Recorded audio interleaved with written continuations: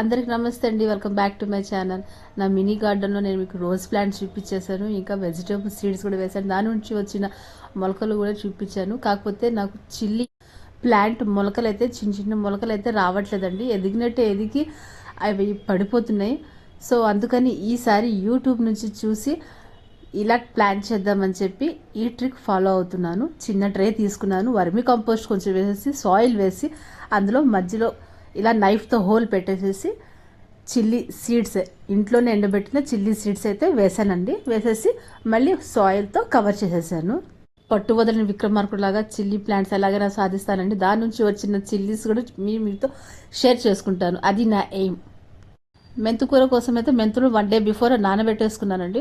Bowl తీసుకొని 4 sides కూడా holes పెట్టేశాను. ఎగ్షెల్స్ అయితే ఎండబెట్టేసేసి దాంట్లోనే ఎగ్షెల్స్ వేసేసి ఇక 1 లేయర్ సాయిల్ వేసాను, 1 లేయర్ ఏమో మెంతులు వేసేసుకున్నాను. నిండుగా చిక్కగా వేసేసుకోవాలన్నమాట. ఇంకా దానిపైన మళ్ళీ మట్టితో కవర్ చేసేసుకోవాలి. నాకు 2 డేస్ తర్వాతే చక్కగా మొలకలు అయితే వచ్చేసాయండి. దీని నుంచి ఇంకా నానబెట్టిన వాటర్ ఉంది కదా, దానిపైన చల్లేసుకోవచ్చు, లేదా నెక్స్ట్ డే అయినా వేసేసుకోవచ్చు.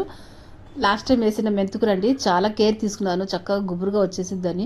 అది అయితే గ్రోయింగ్ కనిపించలేదు.